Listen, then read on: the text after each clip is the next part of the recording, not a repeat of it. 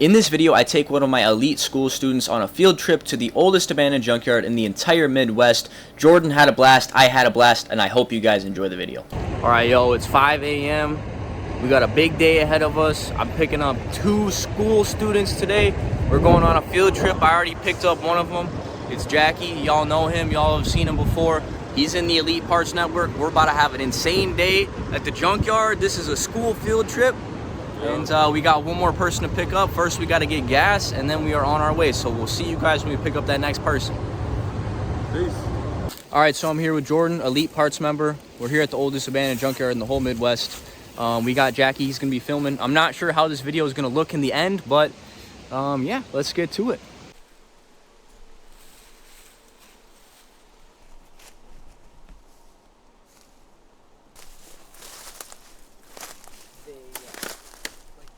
Okay, there's ticks. Pull your socks up all the way. Yeah, okay. High socks. Ticks crawl, they don't fall. Okay?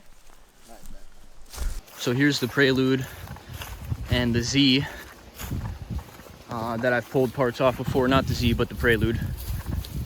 But we're gonna get out of this area because of the ticks, so. Yeah. All right, so we've entered the old yard. What we've kind of figured is that if you stop moving, there's going to be bugs on you. The sun's coming out now, so these ticks are going to warm up. We got to play it extra safe, and we should be all right. What do we have here? Something. Oh, look at this old Jeep.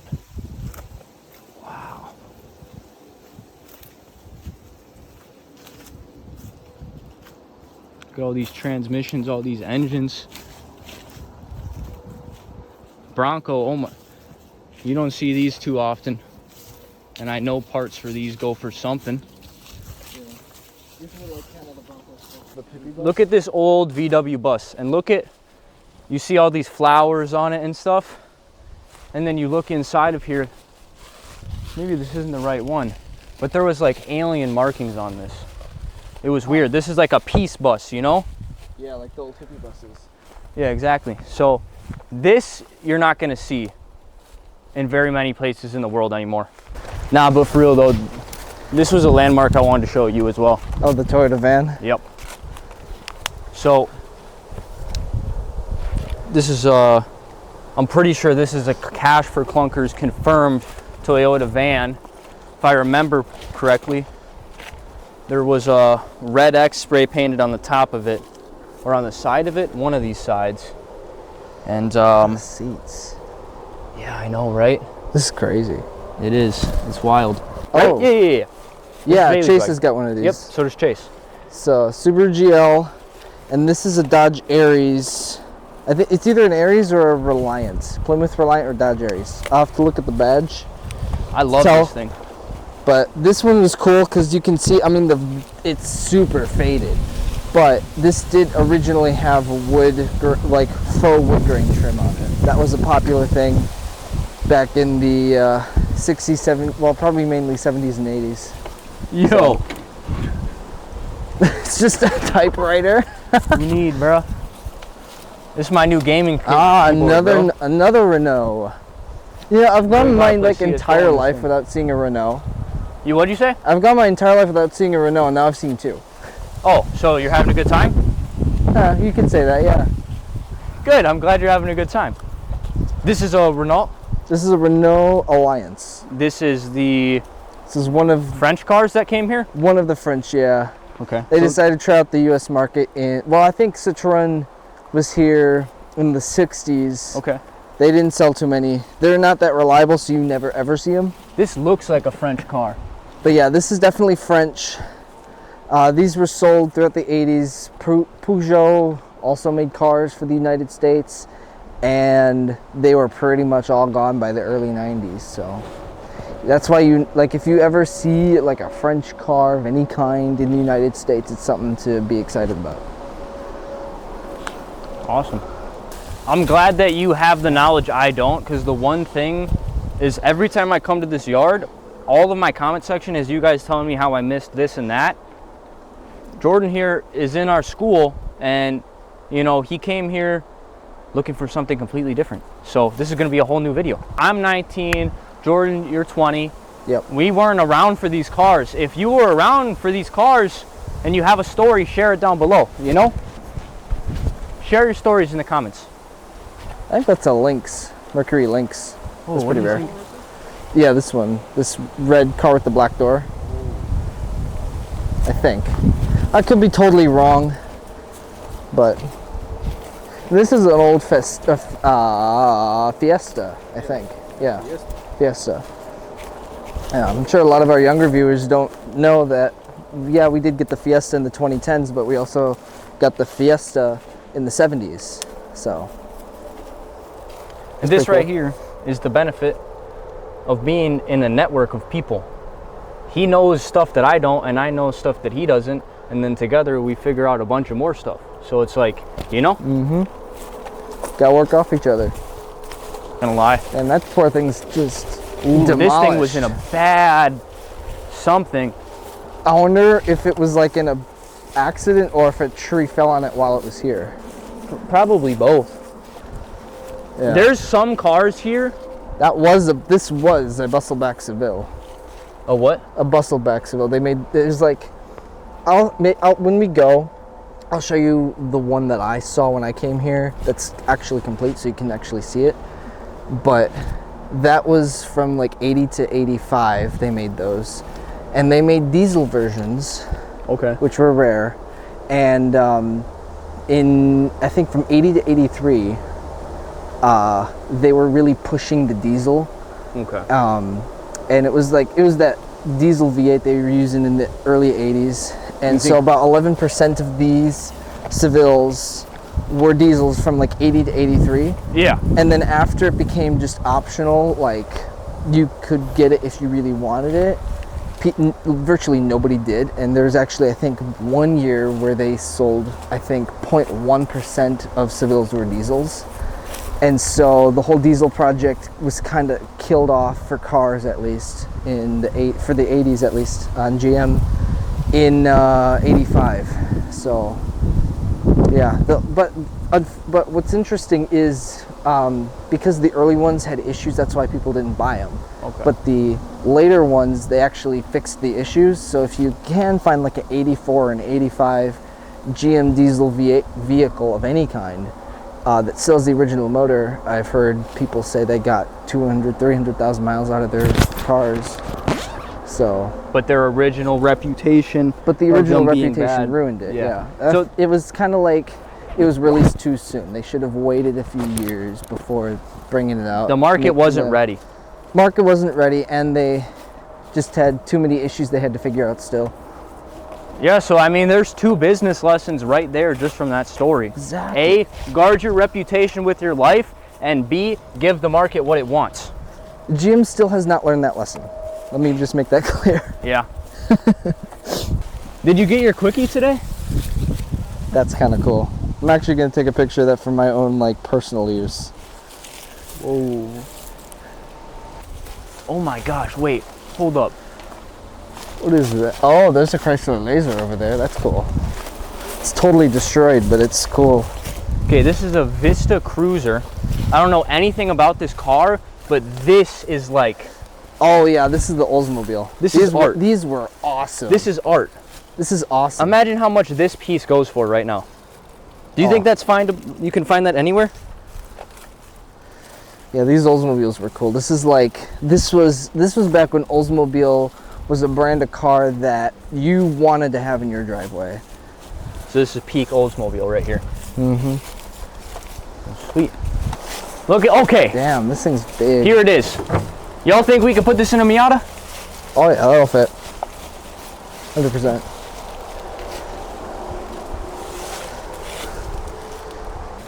Look how like plush that is. So much I think this is detail. another Oldsmobile. Is this a Caddy? No, I think this is another Oldsmobile. Yeah, what is this logo? Oh, it's a Chrysler. This is a Chrysler. This logo is interesting. Yeah. I miss this so much because even like they did this a lot on cars, even if it was a base model, and I just miss it mainly because, you know, it makes you feel special as the owner of the car, even if you got the basic model. Yeah. You know, just kind of adds some character to the car, and This car has a soul. you know, and everything. You know, European cars didn't do that. No, and American brands were like, oh, let me just be the black sheep and follow the or not even black sheep, but just a sheep and just follow the European brands. And now everything kind of just looks the same for the most part, you know. So it sucks, but I think it saved a lot of brands from being extinct.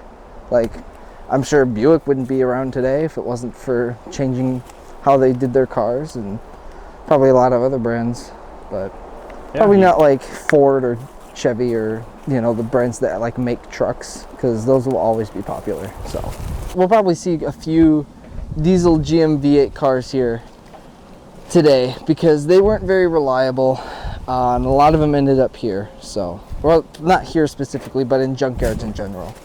So there's a Dodge Raider back here. A Dodge what? Dodge Raider. Let's check it out. Basically what this was when you get over here. What the heck? What this was, it was Dodge's import of the Montero in the 80s. Oh, my grandpa drove a Montero. Yep. They It was sold called these the for like, Geekmobile. He called it the Geekmobile. hell yeah. It was a Mitsubishi Montero. I actually saw one of these at a Cars and Coffee, not a Raider, but a Montero of this generation. Dude, I didn't know that the Montero was a part of. Was this like an early version of the? This was the kinda Diamond like- Star Motors collab. Yeah, so this was kind of like Dodge wanted some kind of, there we go. Dodge wanted some kind of crossover or like some kind of SUV type of thing. Somebody took the head And on so this they thing. asked Mitsubishi, hey, can we just use your Montero? Yeah, look. And they're like, sure. Dodge badge, Mitsubishi engine. And so they did. They sold them for a few years. They were not successful because people were like, well, why would I buy the Dodge when I could just buy this Mitsubishi? It's the same thing. And Mitsubishi sounds cooler. Yeah, so these were only sold for a few years, and then Mitsubishi kind of did the same thing with Dodge, coincidentally at like kind of the end of their partnership. And so they took a Dodge Dakota and reworked it slightly and called it the Mitsubishi Raider. And those are also extremely rare because people are like, why would I buy the Mitsubishi when I could buy the Dodge? So I'm glad that you told me this because I think about my grandpa's Montero a lot, and I didn't realize it was a part of the Diamond, yeah, these are super Diamond rare, Star Motors collab. but This is the Buddhist Inline 6, better than a 2JZ. This is the Alice Chambers. It's got a bore of 6 3/4 by 8 3/4. That's from Milwaukee, Wisconsin. This is the Buddhist Inline 6. Look at this thing. I'm so glad we found it. I'm so glad we found it.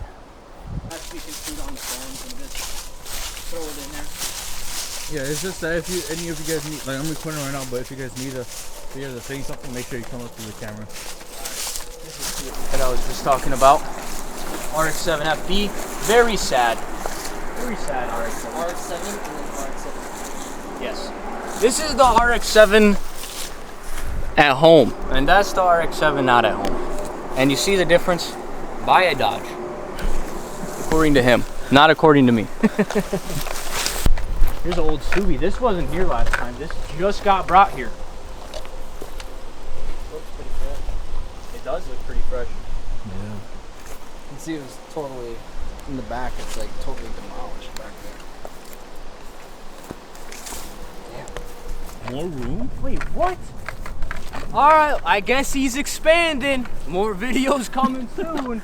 This was not like this before. This junkyard is still active. Despite the fact that nobody's here, it looks like Carl picked up business again. Yeah, no, This is inspiring. This makes me feel like maybe he's gonna start dragging stuff back here so people can actually pull parts off of them. I'm gonna have to talk to Carl about this. Finance. This is crazy, guys. This is crazy. This is good.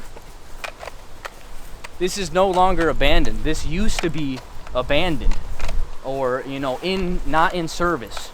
but still a private yard that people can come to. This new opening means that the game is still gonna be alive for years to come. This EF here, Jackie's camera nearing an end, but we're not stopping. We're gonna do some more exploring and continue on.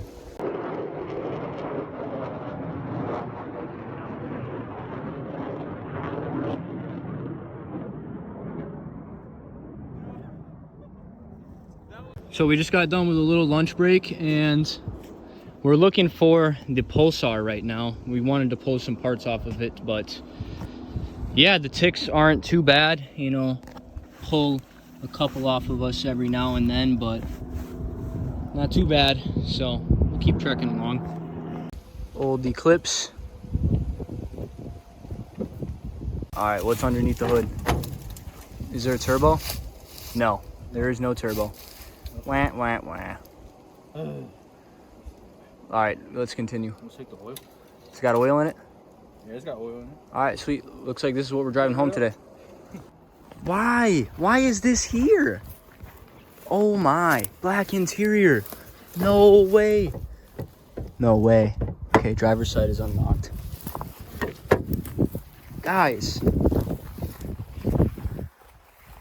Why is this here? There's no way the engine went bad. Old Celica here. Posted up next to this old Z.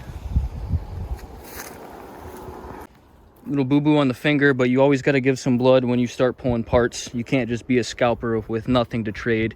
You have to give blood to these old cars. We're pulling some parts off this 3000 GT. We got the headlights with the motors, spoiler. We're going to grab the climate control here as a team, as a clan, as a gang. This is the Elite Parts Network in action. Out here making some money. And saving these old cars one part at a time, because who else is out here doing it? Nobody. And these cars would rot away otherwise. So we're doing a service to the JDM gang and fellow car enthusiasts. So if you need anything and you see it, comment the word parts and I'll invite you to my free school. Maybe one day you can come out here yourself. So that is a wrap. If you guys enjoyed the video, please be sure to drop a like, comment what your favorite part was, subscribe if you're new, and if you guys are interested in coming out to this yard or learning how to start sourcing parts, learning how to start selling parts, making money in the car game, whatever it is, whatever you guys want to know, join the Elite Parts Network. That is where you will have access to me, Jordan, Jackie, and everybody else that's in there that is a strong-minded entrepreneur trying to make money in the game. This was my favorite trip so far, and I know Jordan had a great time, and this was all thanks to the Elite Parts Network. So if you guys are interested in that, check it out. Link is in the description. I hope you enjoyed the video. You guys have a great rest of your day. Peace out.